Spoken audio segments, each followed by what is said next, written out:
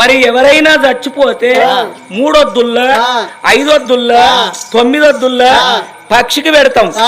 పచ్చికి పెట్టినాక కొంతమంది తెలివి కల్లోళ్ళు పెద్ద మనసులు అడుగుతారు, నిన్న మొన్న పచ్చికి పెట్టినరేమో కాకులు వచ్చినాయి బిడ్డ కాకి తిన్నదా అంటారు.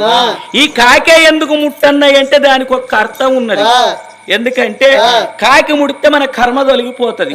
కాకి ఎందుకు ముట్టన్నంటే పూర్వం లోపల రావణ బ్రహ్మ అంటే ఎవరో కాదు, బ్రహ్మదేవునికి మునిమనవడు, బ్రహ్మదేవుని కుమారుడు కశ్యబ్రహ్మ, కశ్యబ్రహ్మ కొడుకు విశ్వవాసు బ్రహ్మ, విశ్వవాసు బ్రహ్మ కొడుకు రావణ బ్రహ్మ.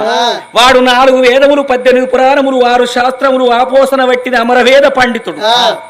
నవగ్రహాలను మెట్లు కట్టి కచ్చిరెక్కి రాజ్యమేలిండు.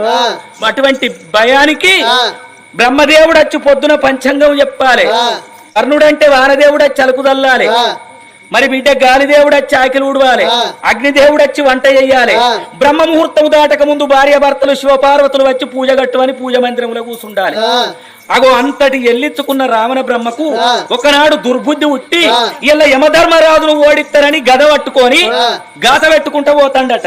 యమధర్మరాజు చూసిండు, కొంచెం పొల్ల కొంగు పడితే మంచోళ్ళ మానం పోతుంది, వాని జోలికి పోయి బిడ్డ చేయి చూయించుకునేందుకు జట్ట కనిపించుడేందుకు, ఆడు మంచోడు కాదు.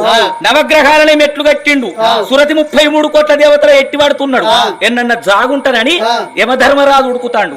ఉడుకుతా అంటే చచ్చిపోయిన కాకి కనిపించింది. ఆ కాకి యొక్క శరీరము లోపల యమధర్మరాజు తలదాసుకున్నాడు.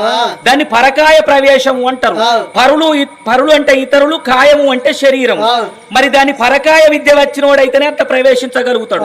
కాకి కడుపులో వచ్చి యమధర్మరాజు జాగున్నాడు.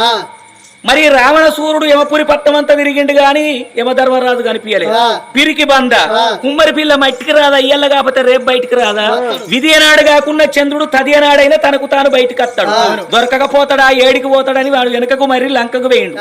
తర్వాత కాకి కడుపులోకి వెళ్లి బయటికి వచ్చిన యమధర్మరాజు, ఓ కాకి దిక్కుతోచని పరిస్థితి లోపల లంకానగరమేల రావణ బ్రహ్మకు భయపడి నీ కడుపు లోపల నా తల దాచుకున్నా, నన్ను కాపాడినవు, నీకొక్క దీవెన పెడుతున్నా, ఎప్పటికి నీకు వయసుతనమే ఉంటది గాని ముసలితనం అనేది ఉండదు, అకాల మృత్యువు చేత దత్తవు గాని ఆయుష్ కూడిందని నా ఇచ్చ నేను వచ్చి ప్రాణం దియ్య.